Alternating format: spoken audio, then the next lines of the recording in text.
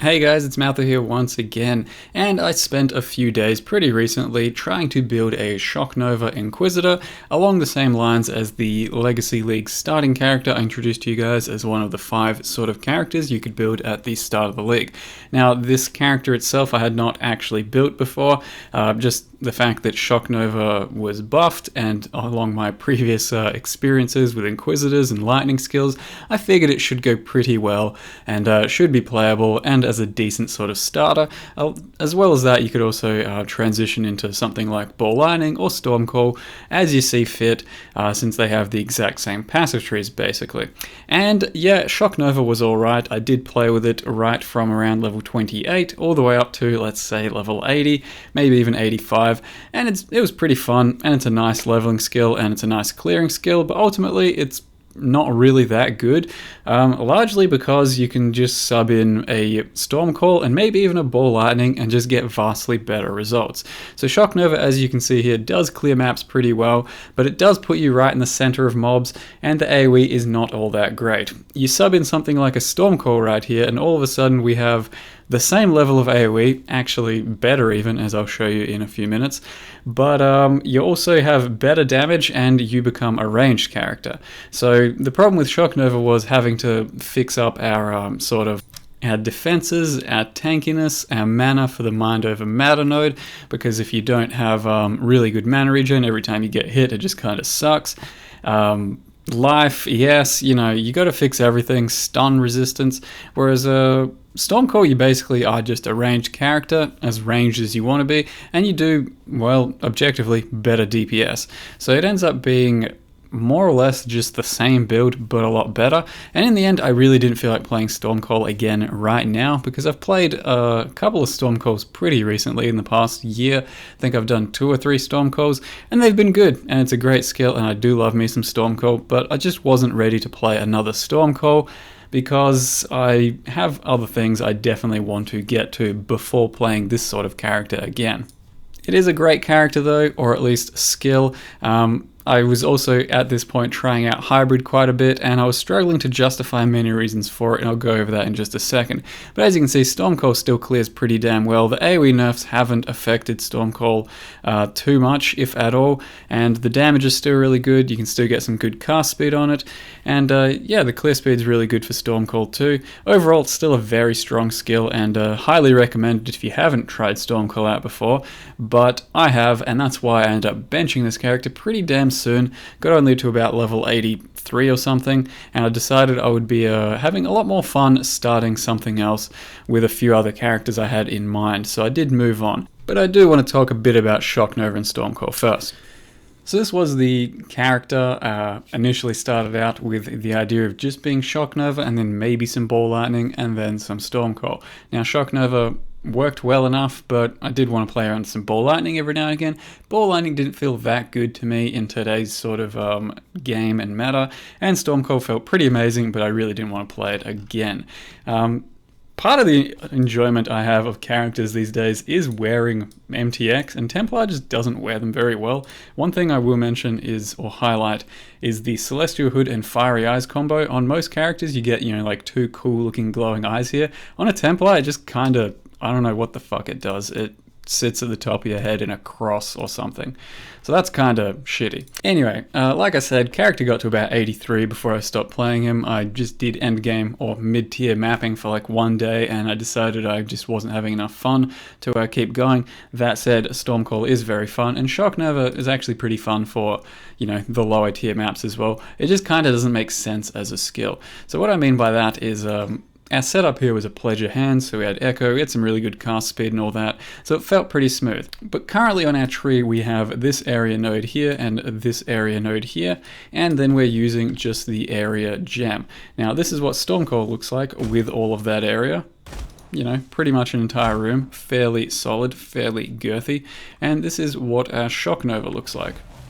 It hits roughly the same area, a little bit less. And the problem with that is Shock Nova requires you to face tank things, and Stormcall is a completely ranged ability, and you can fire out as many of these as you want from a distance without being locked down, without getting yourself in any trouble. And in the end, it seems to have a lot better damage too. So you have a 6700 average here with a 0.2 cast time, so that's 5 of those fired off, meaning you're at about something like, I don't know, 32,000, 33,000 average or DPS, whereas a Shock Nova has 27,000 DPS over here. Now, of course, it gets better with a less duration, it feels better, and you do have to use something like a less duration, so it's a slight sacrifice, and a Helm enchant goes a long way to the enjoyment of Stormcall, whereas Shock Nova does not. But in the end, it just makes it a lot more worth it, and does make a lot more sense to play Stormcall, so even with the buff damage, Shock Nova kinda just doesn't do enough. Doesn't do enough to feel good anyway, is what I'll say. And I should also mention that that's a comparison with a level 18 Stormcall versus a level 19 Shock Nova. Now in the end, I have played several Stormcall builds, and Stormcall is a skill that will take you right through to the end game, and can definitely scale infinitely. Well, not infinitely, but up to the maximum of the end game. Shock Nova, that's yet to be seen, and it is something that's probably not going to be as good in my opinion, for most of the end game, largely because you're taking a lot more damage, and it just scales a bit worse when you have to factor so many other things into the build, like your defense, a bit more mana cost, and the way you have to hit with the rings. So it becomes a bit less comfortable in its playstyle. Overall though, this sort of build still works pretty fine, I think. As a starter, it's not too bad. A Call of the Brotherhood splits your damage in half almost, so you get a lot of freezing, and you could see in the clips throughout this video that I was freezing quite a lot, even at Zeri clones, so that's pretty good.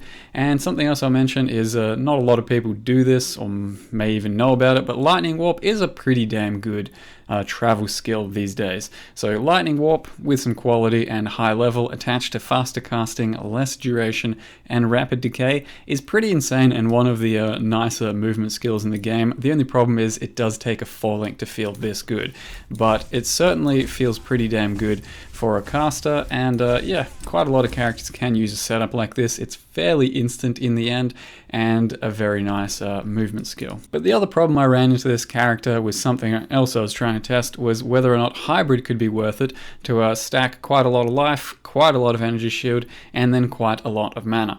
So we're running mind over matter over here, which means 30% of damage taken goes to mana before life, but that only really works after you deplete your energy shield, so it makes your current 4.4k ES life pool just a bit tankier, because some of it will then also be going to mana. So in the end, it does work and it does make it tankier, but you have to go through your energy shield first, and you can only really apply your leech to one or the other, and I decided to do Ghost Reaver, and that does work too. And you then have a life flask for your actual life, and you do have quite a lot of mana with the Pledge of Hands, and the regen can be good, and you can certainly make it even better. And overall, it does seem viable, but the problem is it worth it? Is there any purpose to it beyond just grabbing CI, dropping a lot of the life nodes, and getting like 8 to 10k ES?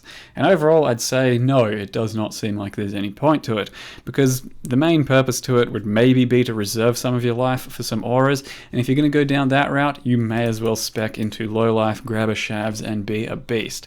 So in the end, this character sort of just is a lot better without Mind Over Matter, using Vile Clarity for manas every now and again, and just grabbing CI with a lot more energy shield gear. So I'll probably make a quick passive tree if you want to do a Stormcall Inquisitor or Shock Nova Inquisitor or whatever for the CI version of this sort of build, because the hybrid version doesn't seem that worth it.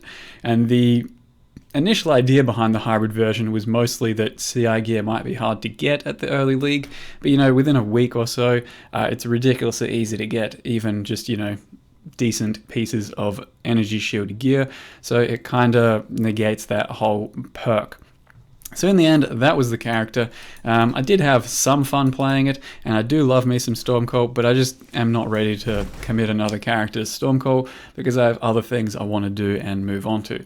So I hope this video's insight helped you out a bit, or you just enjoyed it in general. Thank you very much for watching, and see you next time.